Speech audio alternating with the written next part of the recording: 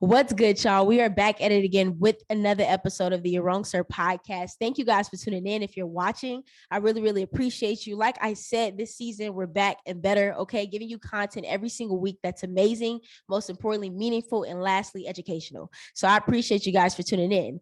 I'm excited about this episode today. Excited because this is one I've kind of been sitting on for a second.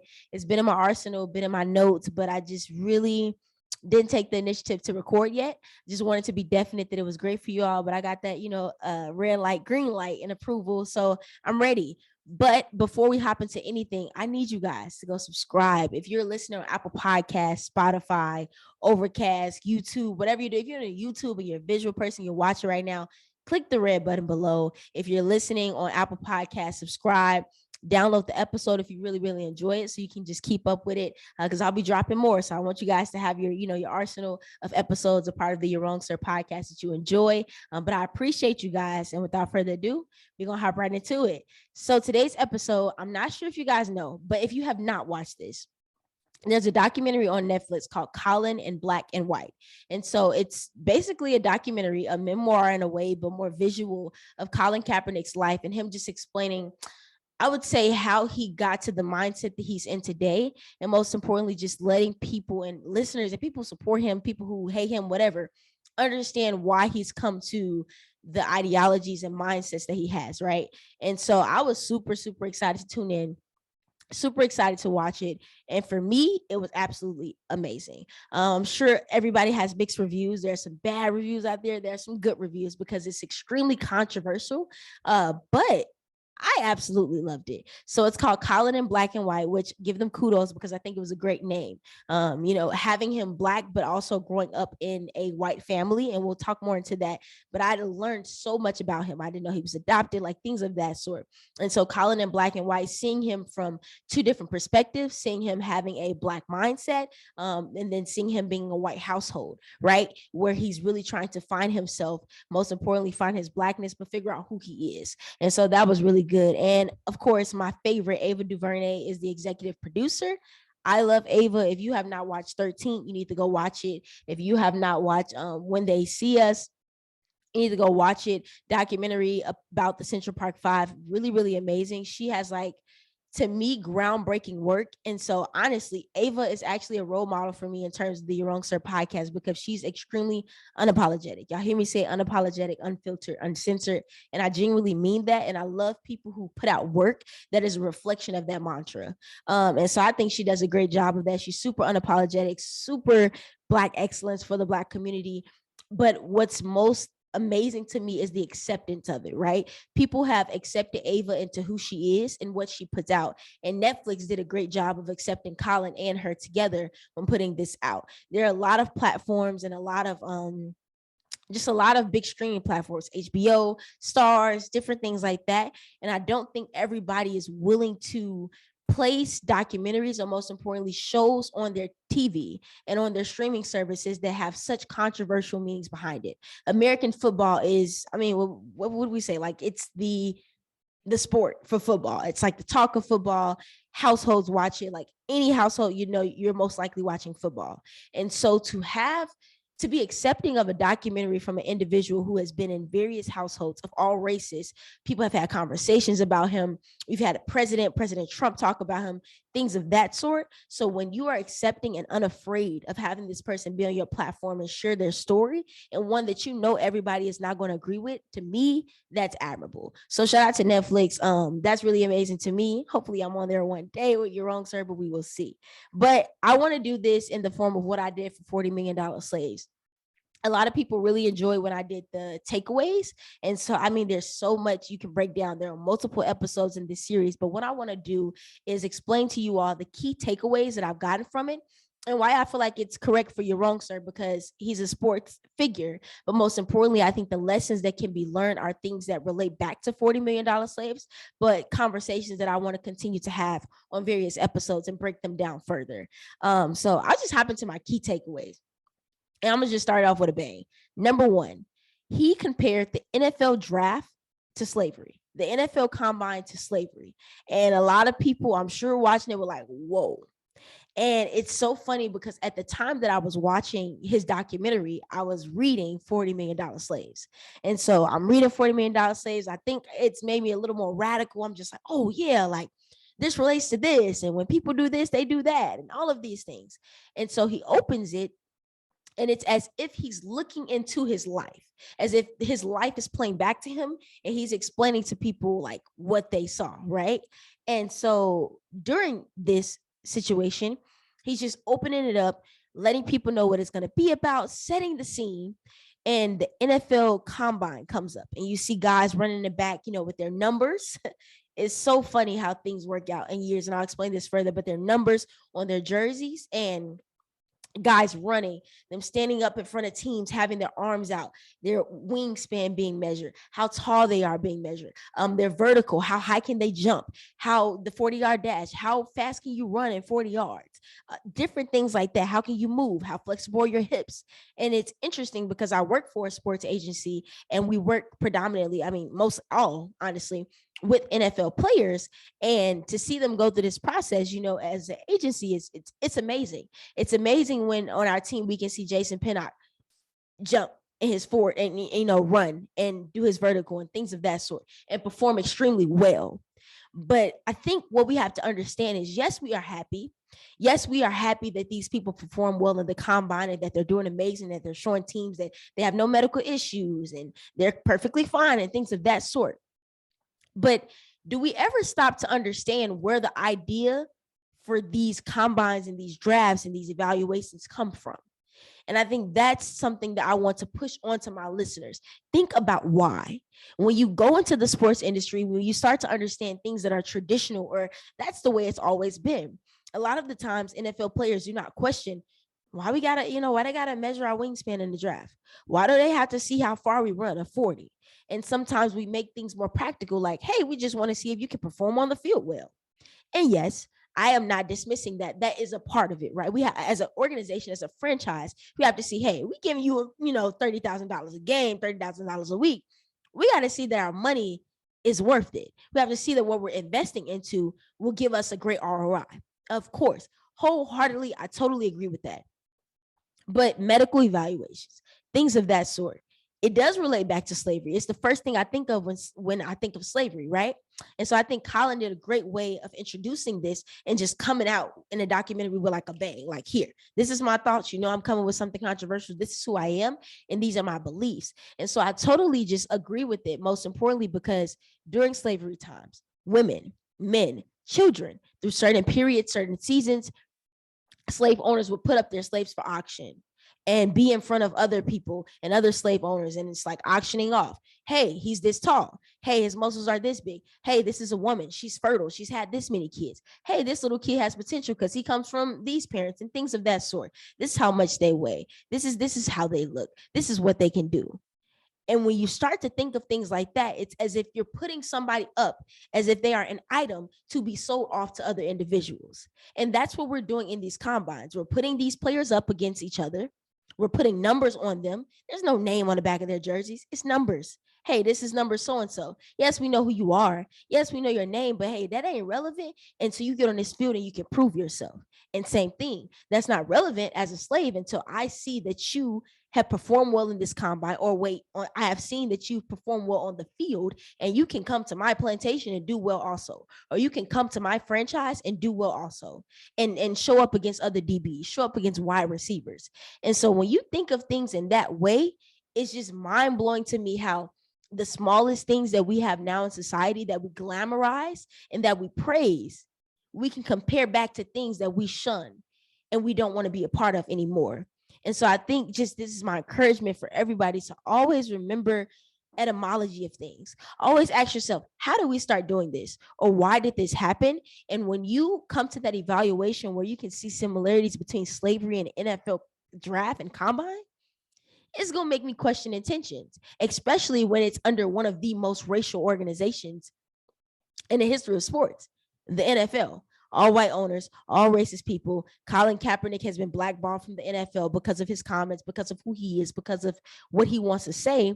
which is absolutely no surprise, right? So that was a really big takeaway for me. So for anybody, I would love to hear your thoughts, but I encourage you, if you have not watched this, this is the opening scene. I think it will make you think, but it's amazing. It's amazing. And I totally agree with Colin. Takeaway number 2. I'll start off with the point here and what my biggest takeaway is. You cannot, I'll repeat this again, you cannot take on a big task without proper preparation. Without proper preparation, you have piss poor performance. We hear people say that all of the time. And so what does that have to do with Colin and I? I know you're probably wondering. So I'm saying this because what I didn't know coming into the documentary was that Colin Kaepernick was adopted by an all-white family.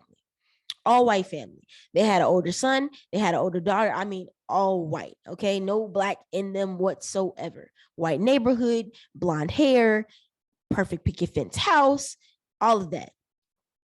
Colin was literally just, adopted, and he was adopted by a white family.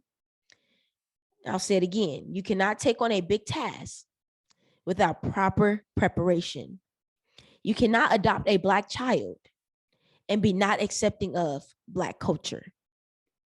You cannot adopt a black child and not be willing to learn how to take care of a child's hair. You cannot adopt a black child and not understand what will you say when you have to raise a young black man in a society where they are not accepted, where they are killed on cameras and in front of the screen. Little things like that. And just because you place them into a white household in a white neighborhood does not mean that the color of their skin will change or that their melanin will be lessened. And I think that is something that we have to realize. And I think that is something that's very important for individuals who are taking in children who do not come from a culture or a background that they are most importantly familiar with. And this was something I think was just probably one of my biggest takeaways with this documentary, because his parents just didn't know how to raise a black child. They didn't know. There were so many scenes. So I'll just go through a couple. So let's talk about his hair.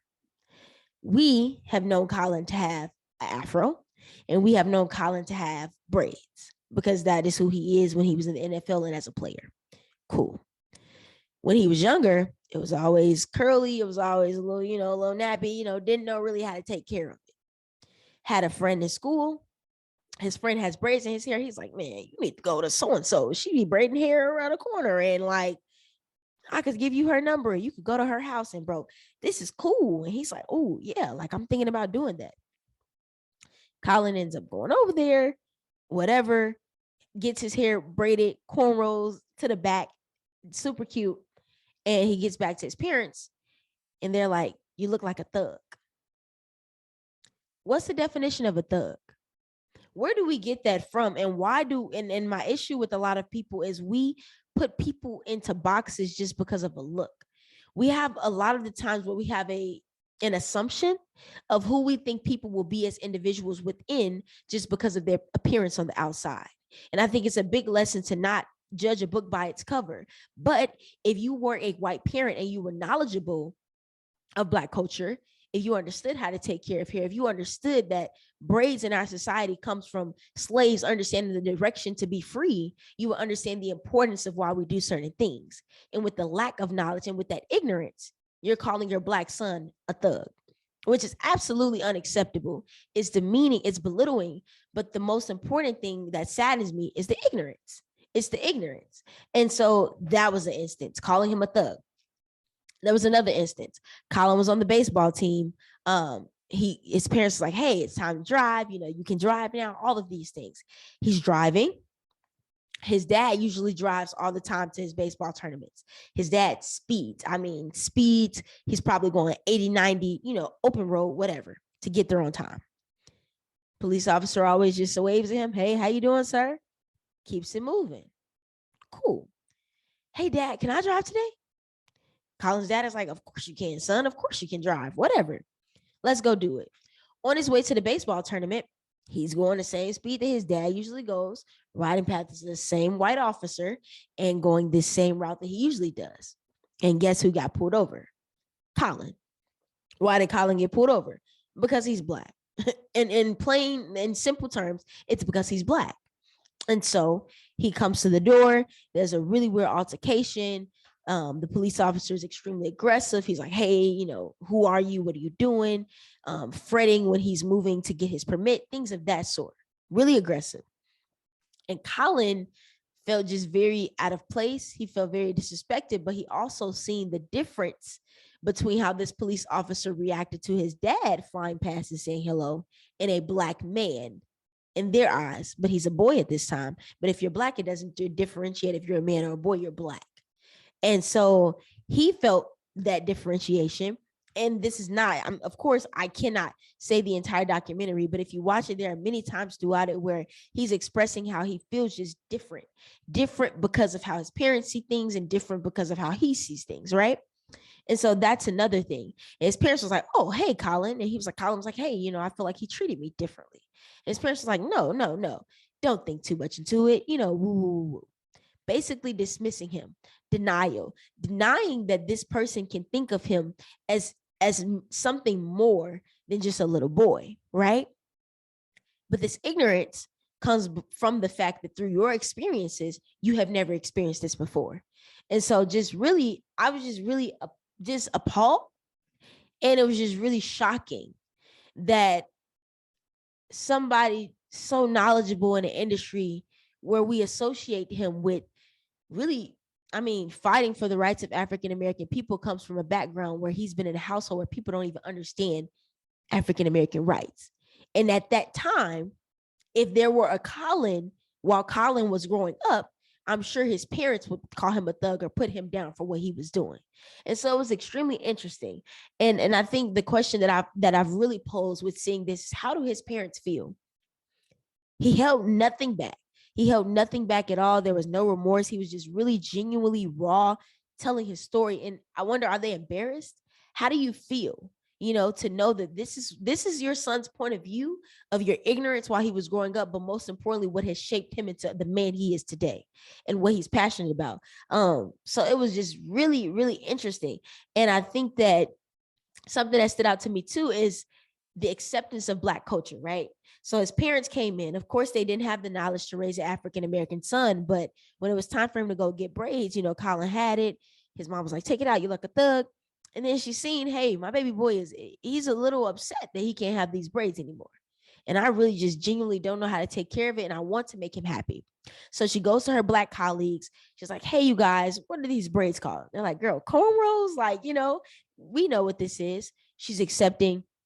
She takes Colin to get his hair braided. She takes him to get the right materials to oil his hair up, to do all of the things that he needs to do, right? And then she becomes more accepting of Black culture. She's still uncomfortable, but hey, this is what made Colin happy. So we're going to go ahead and do it. And then there's a shift. There's a point in Colin in Black and White where she is not so supportive anymore. And it's like, yeah, you need to take those braids down. Yeah, you didn't look right. Yeah, you need to do this. Yeah, your coach said you do look like a thug, so let's get rid of the hair. Where does that shift come from? And in my opinion, in my interpretation from watching this, the shift comes from the fact that simply people on the outside, their friends, the other white coaches that he's having for football and baseball is like, oh my God, you guys let your son have his hair like this. You guys let your son be like this. And so that's a shocker and it's embarrassing. And so it's just my encouragement again. Do not take on a big task without proper preparation. But when you are properly prepared, do not let people make you feel bad for doing something that you know is right. Right. And I think that's where she fell off. It was just like, ooh, but Colin, I'd rather you take a Black prom date. I'd rather you take a white prom date than a Black one, and different things like that. So they had very hard ideologies, which is something because of where they came from, but also the shelter background. And we know society is not far off from being very racist, and we're still in a racist society. And so think about years ago what their mindset was. Second takeaway. Okay, number 3, AI. Okay, Allen Iverson, the answer. If you're a basketball fan, you love Allen. He's just really honestly a staple for the culture. A staple for the culture. We always talk about him being unapologetic. We always talk about him showing other guys it's okay to wear whatever clothes you want. It's okay to wear the hats. It's okay to have your hair in braids. It's okay to be you, right? It's okay to be you. And we always hear people talk about how Allen is that person for them that helped them feel comfortable to accept their, culture, to accept who they are, to accept their hair, to accept the demeanor, the swagger, the way to go about it. He served as this person for Colin Kaepernick, which is like crazy because I didn't know this. So Allen Iverson growing up was one of Colin Kaepernick's like biggest role models. He used to have posters of him on the wall, like really used to love AI, and which is one of the reasons he really wanted his hair braided, because it's like, if this is my Black role model, this is who I want to be like. This is who I want to look like. I think he is the answer. He's the culture. And so if I'm trying to be in tune with more of my Black self from a white family, hey, this is my role model. I'm going to do exactly what my role model is doing. And so I think just the thing with me is the lesson from this is like, of course, we learned that Colin Kaepernick was a fan of Allen Iverson, but the real deep meaning behind all of this for me is you never know who is watching. And like, don't be afraid of being you, and don't be afraid of speaking up for what you stand for, because you never know who you can influence down the line. I'm sure before Colin Kaepernick made it to who he was, Allen Iverson did not know that I was an inspiration for this guy. This guy decided to be more comfortable in who he is, or explore more of what Black culture means, because of what I stood for while I had my time at the NBA. And so I encourage all athletes, be you, bro, but also be a great role model. And not saying that you have to be a role model, because nobody wanted to just be a role model, but always be cognizant of what you're putting out, and never let people shun you away from speaking up for what you want. The lady who told LeBron he should shut up and dribble, I'm glad he did it, because Uninterrupted came from that and different things of that sort. And Bron is inspiring me to be more unapologetic with "you're wrong, sir." So it's little things like that. And you never know who I can turn out to be, right? And we never know who Colin Kaepernick was going to turn out to be. And we know who he is now, which is a powerhouse within the sports industry, but he's an inspiration for many people. And for me, I think that was just the biggest lesson. Like, bro, you never know who's watching. And we should always be unapologetic about what we put out there. And I'm sure Colin in Black and White is going to inspire another little Black boy who may be adopted in a white household that is not accepting whom he is as a Black man, simply because all Black men are getting killed out here by police officers and by police brutality and by poverty and things of that sort. So it's like, hey, let's keep you away from that. Let's not allow you to embrace that culture, because that's a reflection of a thug. That's a reflection of this. That's a reflection of that. And so that was just a really big takeaway for me. I was shocked, but not shocked that AI was his inspiration. But it was just great to see, like, for me, the full circle effect of how somebody in one industry can be influenced, and in another industry can result in Colin being more in tune with discovering himself. But we wouldn't have Colin kneeling during the national anthem probably without the inspiration from Allen Iverson. And that's how it all started. His braids. That's how it all started, his braids. And then moving forward from there, he just started to discover more and more things. And so just kudos to Allen Iverson for always just being a standard, always being unapologetically yourself. But shout out to Colin Kaepernick for using that and not being afraid of the inspiration, but most importantly, leaning into it. My fourth takeaway, the Black quarterback stereotype. If you have not tuned in to my episode with Joshua Grady called The Uncomfortable, I encourage you to go listen.